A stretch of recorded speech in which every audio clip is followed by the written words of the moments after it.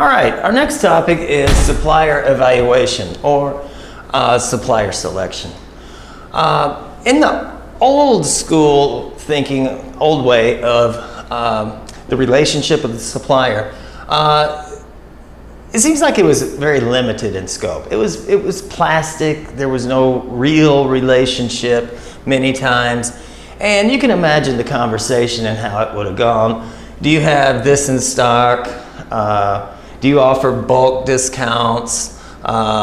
What's the price? When will I get it? Those kinds of things. And then after they ask you this, then they would go to the competition and ask them the same thing. And then it would be a back and forth between 2 or 3 or 4 suppliers. Do you have flour? How much is it? Bulk discount, all that. Okay, well, I'll get back to you. Go to the next one, ask them the same thing. Hey, well, that person has said this and they can do it cheaper. Well, we can do it, It's all based basically on this is cost, and is it in stock, and when am I going to get it? Here again, not very deep.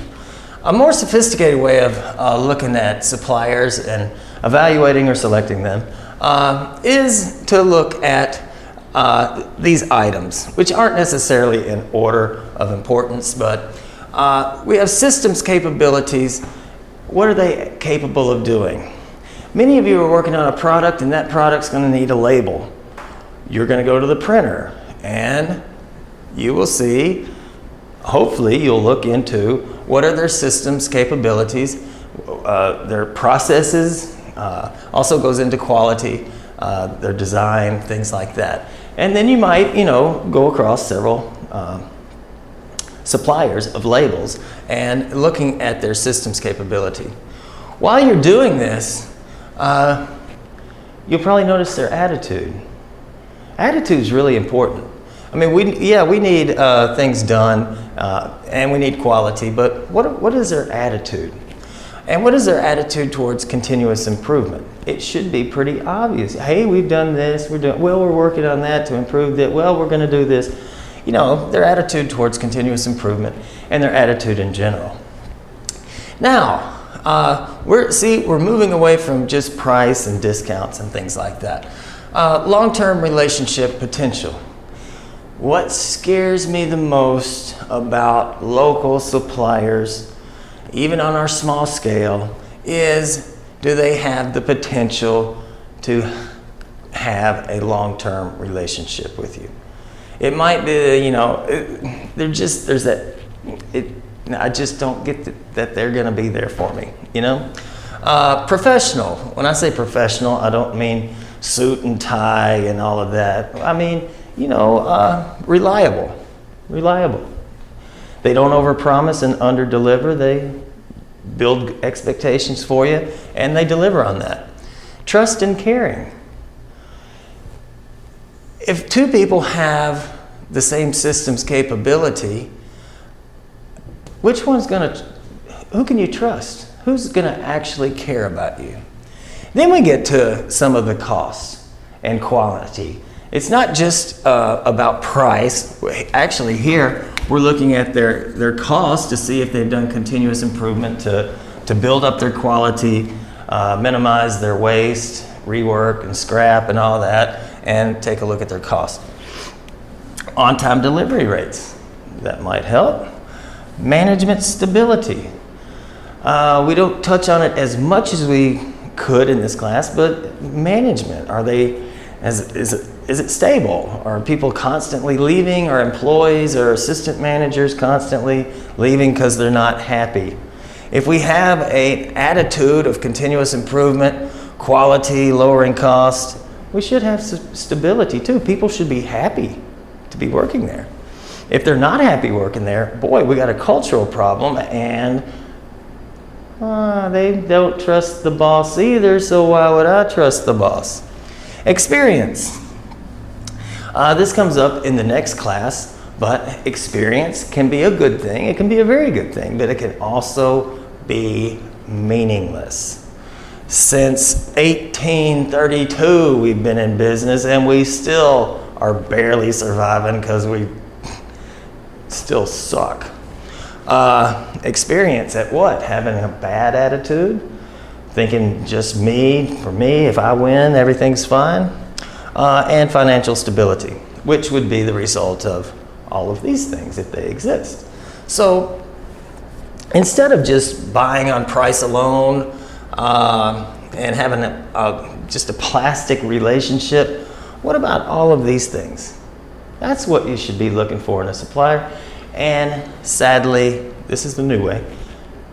Where is it? Does it really exist here? To what degree? You could also toss in environmental awareness as well.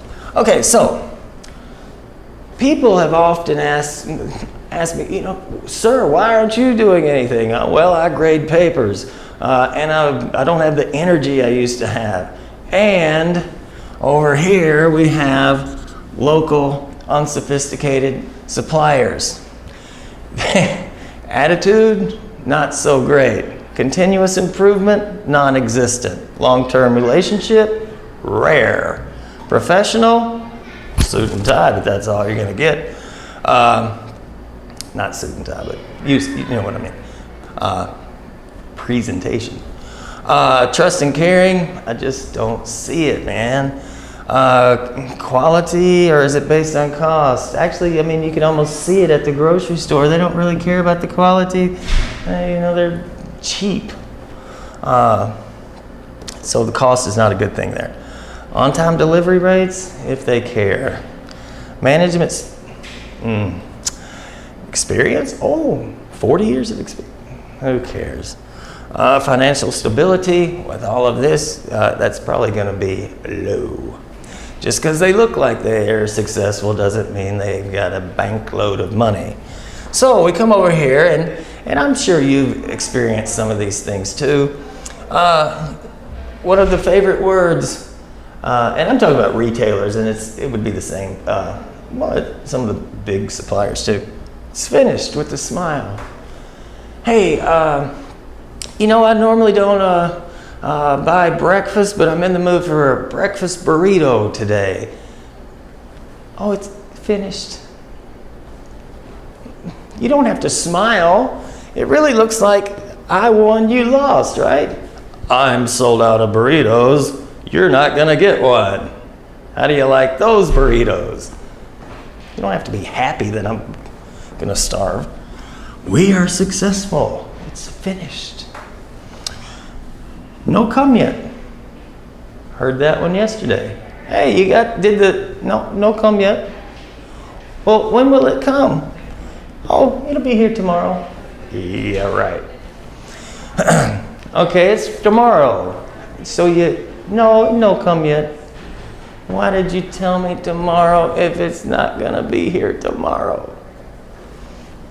Talk about trust, caring, relationships. Someone just bought them all. Here again, we're successful.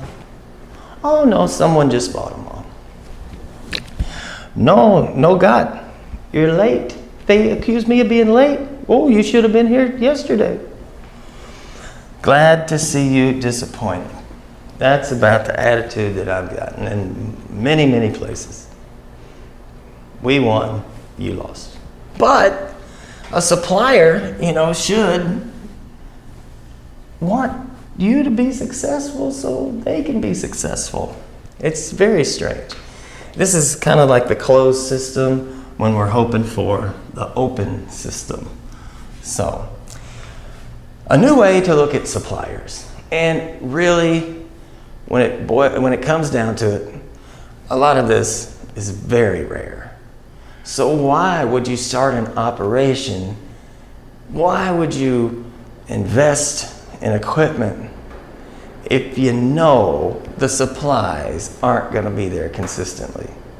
If you know nobody's going to care whether you get your supplies or not, even though